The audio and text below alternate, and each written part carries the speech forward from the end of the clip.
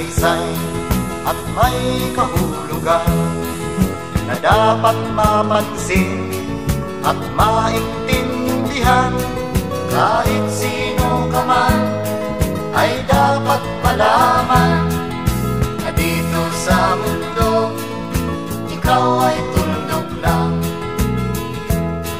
Kahit na ang araw sa kalangitan, siya ay tuldok lamang sa kalawakan.